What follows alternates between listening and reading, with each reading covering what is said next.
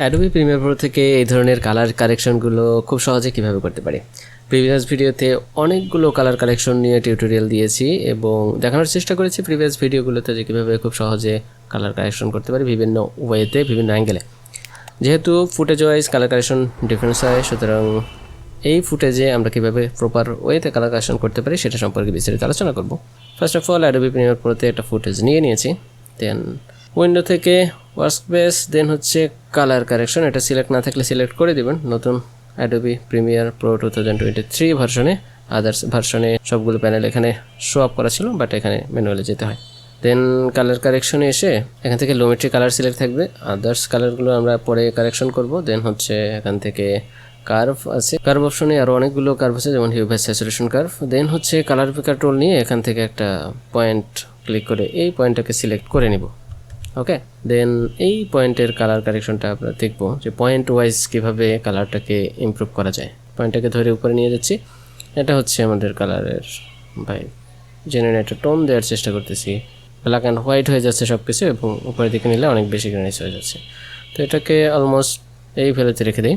দেন হচ্ছে কালার পিকার টুল, এই পয়েন্টটাকে সিলেক্ট করে দেন এটাকে একটু বাড়াই দিই, জেনুইন কালার। এটাকে ব্রাইটনেস ব্ল্যাকটাকে একটু গাঢ় করে দেবো আর কি। ওকে, ডান। দেন এখান থেকে এই পয়েন্টগুলোকে সিলেক্ট করি, এটা সাইড থেকে আর একটু ব্রড করি, তাহলে আরও একটু জেনুইন কালার ভাব দেখা যাবে। আমরা যদি দেখি প্রিভিয়াস এবং আমাদের কালার কারেকশন অ্যাড করার পরে আমাদের ফুটেজটা কতটুকু ইমপ্রুভ হয়েছে। ওকে, দেন আমরা চাইলে ম্যানুয়ালিও এখান থেকে পয়েন্ট পিক করতে পারি, যেমন এই যে এই পয়েন্টগুলোকে একইভাবে নিচে গিয়ে হিউ বাই হিউ, দেন এখান থেকে পয়েন্টটাকে সিলেক্ট করি, দেন এটাকে ইমপ্রুভ করতে পারি। কতটুকু টোন, আমার মনে হয় এই টোনের থেকে এই টোনটাই বেশি ভালো লাগতেছে।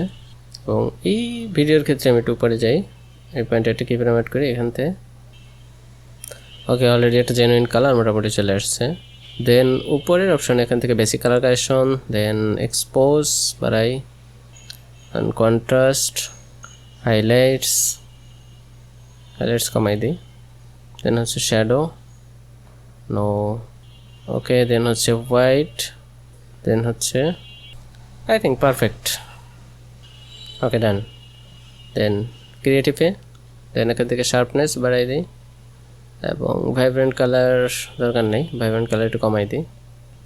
স্যাচুরেশন চাইলে বাড়াইতে পারি অথবা একটু কমাই দেবো। ওকে, কালারটা বেশি চোখে লাগতেছে যার জন্য স্যাচুরেশন কমাই দিলাম। দেন এখান থেকে চাইলে ভিনটেজ কালার বাড়াই দিতে পারি অথবা এই রিয়েল এই যে কালার হুইল অ্যান্ড ম্যাচ। দেন এখান থেকে শ্যাডো কালার, মিডটোন কালার এগুলো চেঞ্জ করতে পারি। ওকে, প্রয়োজন অনুযায়ী আমরা ফুটেজে দিয়ে দেব। সাপোজ একটু কোন কালারটা দেখতে চাচ্ছি সেই কালারটাকে নিয়ে আসতে পারি। তখন পূর্বে ছিল এটা, দেন হচ্ছে এই কালার। ওকে, এটাই মনে হয় ভালো লাগতেছে। দেন হচ্ছে জেনুইন কালার, আই থিঙ্ক এটাই পারফেক্ট। ওভারঅল যদি এটা রেজাল্ট দেখি, ওকে, দারুণ কিন্তু একটা ইফেক্টস আমরা অ্যাড করে ফেলেছি অলরেডি। আমরা চাইলে এই ধরনের খুব সহজেই কিন্তু ইফেক্টসগুলো ব্যবহার করতে পারি। ওকে, তো এই ইফেক্টটাকে চাইলে আরও বেশি এক্সপোজ করতে পারি, যেমন এটাকে ব্ল্যাক দিতে পারি, একটা ভুতুরে টাইপের শ্যাডো দিতে পারি এবং এক্সপোজ এগুলো চাইলে কমাই দিই, কন্ট্রাস্ট করি, হোয়াইট। আচ্ছা, শুধুমাত্র এই ভ্যালুগুলো চেঞ্জ করি, কিন্তু কতটা চেঞ্জ করে দিয়েছি, অর্থাৎ নাইট ভিশনে নিয়ে এসেছি অলরেডি। ওকে, দেন হচ্ছে এক্সপোর্ট। তো আজকে পর্যন্তই থাকুক, দেখা হবে পরবর্তী কোনো ভিডিওতে। সে পর্যন্ত সবাই ভালো থাকবেন। Thank you so much, nice to with us.